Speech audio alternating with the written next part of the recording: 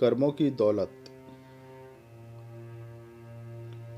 एक राजा था जिसने अपने राज्य में क्रूरता से बहुत सी दौलत इकट्ठा करके आबादी से बाहर जंगल के एक सुनसान जगह पर बनाए तहखाने में खुफिया तौर पर छुपा दिया था।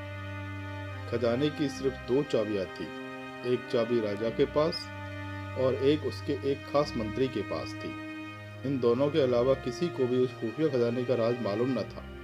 एक रोज किसी को बताए बगैर राजा अकेले अपने खजाने को देखने निकला। तहखाने का दरवाजा खोलकर अंदर दाखिल हो गया और अपने खजाने को देख देख कर खुश हो रहा था और खजाने की चमक से सुकून पा रहा था।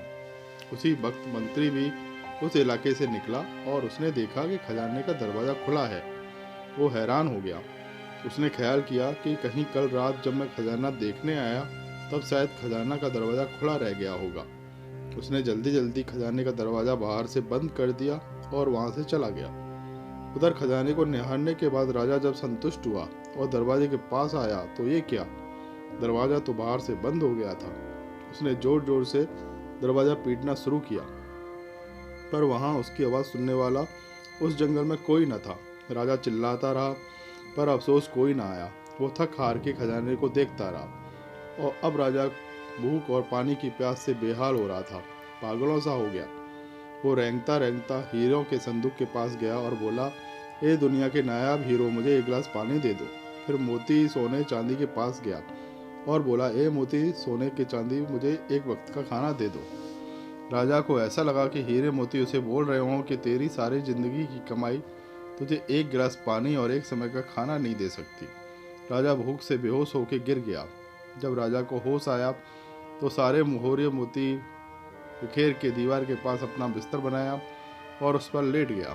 वो दुनिया को एक पैगाम देना चाहता था, लेकिन उसके पास कागज और कलम नहीं था।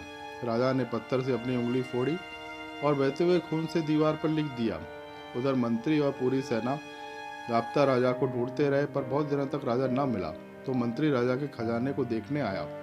उसने देखा कि राजा हीरे जवाहरात के बिस्तर पर मरा पड़ा है और उसकी लाश को कीड़े मकोड़े खा रहे थे। राजा ने दीवार पर खून से लिखा हुआ था, यह सारी दौलत एक घूंट पानी और एक निवाला नहीं दे सकी। यही अंतिम सच है। आखिरी समय आपके साथ आपके कर्मों की दौलत जाएगी। चाहे आप कितनी बेईमानी से हीरा पैसा सोना चांदी इकट्ठा कर लो, सब यहीं रह जाएगा। इसलिए जो जीवन आपको प्रभु ने उपहार स्वरूप दिया है, उसको अच्छे कर्मों की भलाई के काम में कीजिए। कर्मों की अनमोल दौलत जो आपको सदैव काम आएगी।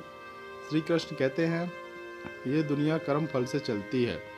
सभी को अपने कर्म फल भोगने पड़ते हैं, किंतु मेरी शरण में आए व्यक्ति की विपरीत फलों का वेग धीमा हो जाता है। हमेशा ध्यान रखिए, आप कितने भी कमा लें, आपके साथ जाएंगे केवल आपके कर्म। कर्म ही अनमोल होते हैं और कर्म ही सच्ची दौलत होती है।